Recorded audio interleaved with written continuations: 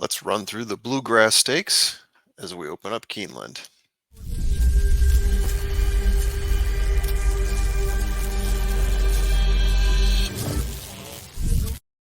Trust the profits, it's the formula here. I'm going to go through the Bluegrass Stakes. Public service announcement. We got our tip sheets. You can order the flight line model, the Rich Strike model. Rich Strike gives you one Saturday slate, our best slate. Flight line gives you everything we do during the week.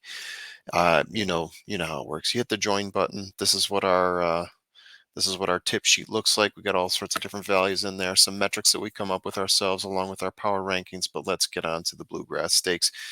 It's Monday. I don't know exactly who's going to be in the Bluegrass Stakes, so we're going by possibles and probables, possible jockeys as well.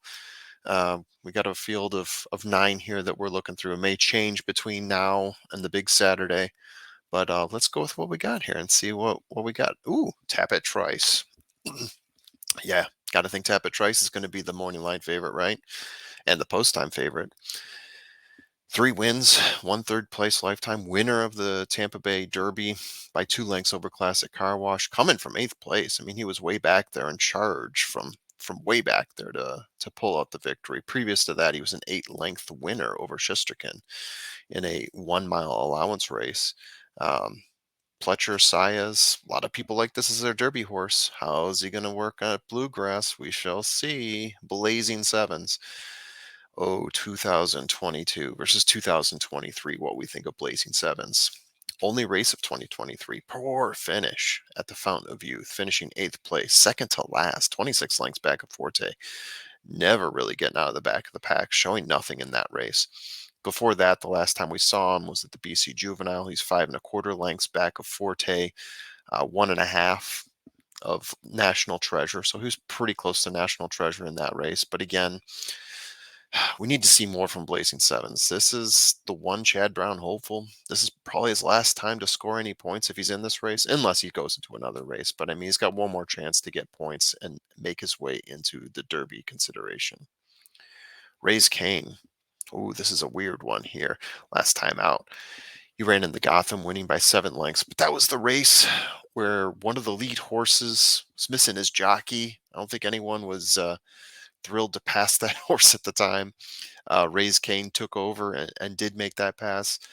Previous to that, a whole bunch of non-graded stakes races, finishing in third at the Gun Runner at the Fairgrounds was probably his best performance before the Gotham. Really hard to tell what you're going to get from Raise Cain here because that Gotham race was a 1 mile. It was at Aqueduct on a cold day that the horse lost his jockey, another horse lost his jockey. So it's a really wild race, really tough to gauge what Raise Cain can do from that. Verifying. Okay, so we talked about Blazing Sevens. Verifying is also in that category where, hey, if you bet on the Derby in 2022 for 2023, uh, you're buying a little bit of snake oil there. Verifying also has been a little bit of a disappointment, I think, because a lot of people had really high hopes for him at the Rebel Stakes. He finished fourth, 5 lengths behind Confidence Game, also trailing Red Route 1 and Reincarnate. So he lost that race, came in fourth. The horses in front of him, I mean, good horses. Confidence Game has been pretty strong. The other two have fallen off a little bit. So that means Verifying per that is back another level or so. He was in the BC Juvenile.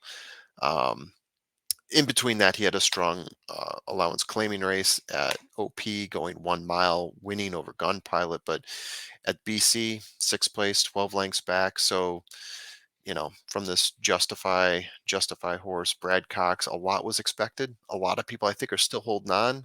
I'm a little doubtful, but in this field, is the door open enough for Verifying to make some noise? We'll see.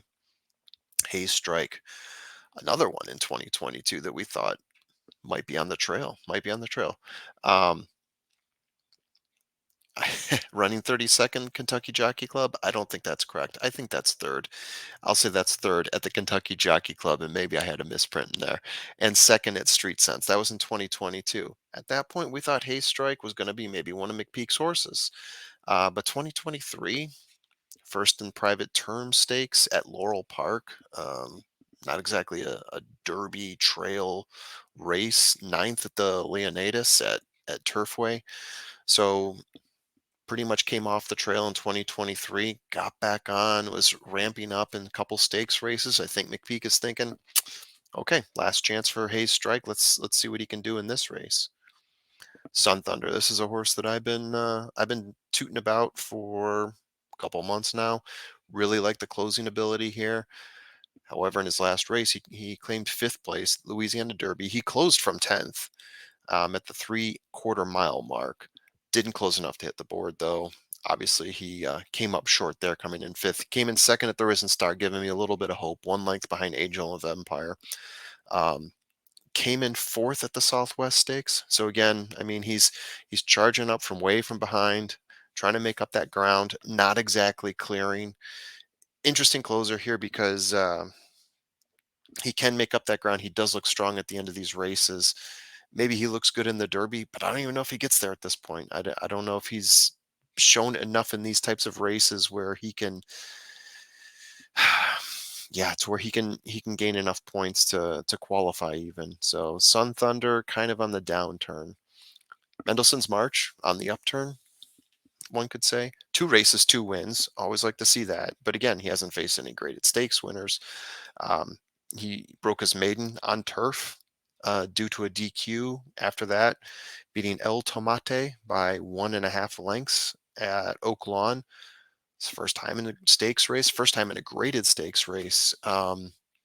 Mendelssohn's March, probably a latecomer here who's trying to break through, much like Tapit Trice did at Tampa Bay Derby, but probably with a little less aplomb. Next up, we have Classic Car Wash. This has been, yeah, this one's been high on my radar here. 2 wins in 5 races, a second place, a third place. Last time out, a second place finish to Tapit Trice at the Tampa Bay Derby, finishing 2 lengths back. Third place at the Sam Davis, closing from seventh, and to finish 2 3/4 behind Litigate. He's had some impressive races so far without getting the wins. Second and third, so he's gaining a few points here and there. Classic Car Wash. Door could be open for him here for the Mark Casse horse. Major Blue. Mm-hmm. Mm-hmm. 2 wins in a row for Major Blue. 5 furlong AOC race. Broke his maiden going a mile over Southern Sunset and Kingdom. Distance is a question. Competition level. This horse is on the list. I don't even know if he's going to be entered. This is a questionable one at best. If he's entered, let's give him the old insta toss. Scoobie Quando. We'll go with Quando. 3 races, finishing either first or second in all those races at Turfway. Here's your Turfway speed demon. Last time out came in second at the Battaglia. 3.5 lengths behind Congruent. Was going to be running in the Jeff Ruby Stakes. Was a late scratch in that one. First time out, broke his maiden at a stakes race at Turfway, which is kind of impressive. I mean, the question here is, can he handle the competition? Can he also handle dirt as well as he's handled Tapita? Remains to be seen for Scoobie Quando. Finally, we got our strategy here. The safe bet, of course, is Tapit Trice. Based on what we've seen from him in Tampa Bay, Tapit Trice is a Pletcher beast. A lot of people love him. Got the Tapit bloodlines. If you're going to play a value play, I think Classic Car Wash. He might be the second public favorite here. I'm trying to think of who would be higher. Maybe Verifine. Maybe some people look at that. Blazing Sevens. I mean, there's a few horses in there that people are thinking probably will maybe take that next step up. We'll kind of dump that bad history and move forward in this race. Classic Car Wash is my horse, though. I just like what I've seen from him. So I'm going to key Tapit Trice, Classic Car Wash. Yeah, I got sucked into the 2022 mentality. I threw in Verifine and Blazing Sevens. What can you say? I think one of the two is going to rebound in this race. I'm not sure which one. I know some people are still pretty high on Verifine. I've seen it in the comment sections. El Hombre is one of them. I'm not super high on him, but I also know Brad Cox is the trainer. He's got the justified bloodlines. Maybe that counts for something. And then Blazing Sevens, Jad Brown. It's his only shot. Horse was looking pretty good there. And I'm not saying he's going to win, but he might be able to tag a third place finish in this heat. Maybe a second place finish. I mean, Classic Car Wash, he's a beatable horse. Yeah, so that's what I got for my strategy here. Throw it in the comment section. What do you got? Hit the subscribe button. We love to hear from you guys. And we will be, yeah, we'll be recording some more videos here shortly. So we hope you watch them. Bye.